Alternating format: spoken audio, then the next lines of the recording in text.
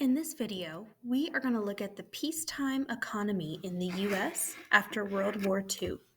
Some important words to know are peacetime, which is any time not during a war, economy, which is related to money, and after World War II, which is any time after 1945. Write these three things at the top of your notes now.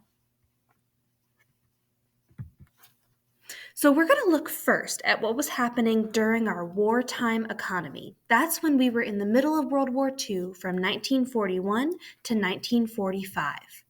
Before the war, factories would have produced things like Model Ts and other things for people to buy. And then after, when we were in World War II, factories that used to produce things for people to buy became defense factories. So a Model T factory might stop making Model Ts and instead they'll make planes that will go to Europe to help in the war. Another part of the wartime economy was the things like conserving and canning. Remember, people on the home front had to conserve or kind of spread out and not use as much of what they were buying, including food, rubber, anything that could be used for soldiers in Europe. They also had rations. So we looked at this poster showing how people had a sugar ration because sugar was something that could be useful to the soldiers in Europe. So by rationing, Americans used less of that product to help the war.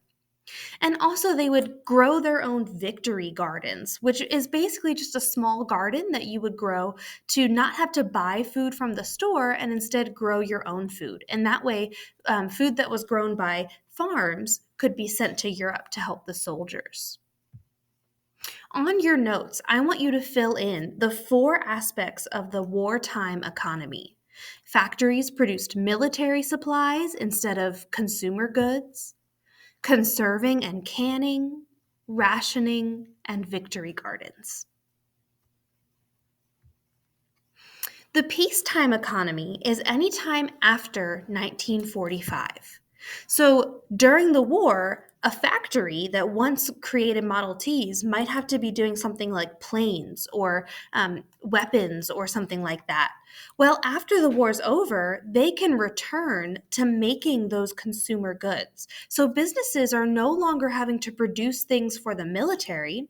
They can produce things that can be sold. And so businesses start to make a lot more money. People start to buy more things, and that helps the economy grow. Another thing that happens is Americans start to buy on credit. So this is a very early credit card. You can see it's the American Express Company, which is actually still around today. This credit card expires in 1959. So this is during that after World War II peacetime economy. And to buy on credit means that you are purchasing something even though you don't have the money to hand over right now. You are promising that you will give that money later. And what happens is that Americans start to use these credit cards, which are a new technology at the time, and they start to use it to buy more and more things. So businesses and factories have to produce more and more. And because of all this buying and selling and making, the economy booms, and we have a large economy after World War II. And also, labor unions start to help workers fight for rights. So they would go and protest, they would go on strike. The AFL-CIO is the name of a labor union. And as labor unions merged and became more powerful, workers gained new benefits and higher salaries.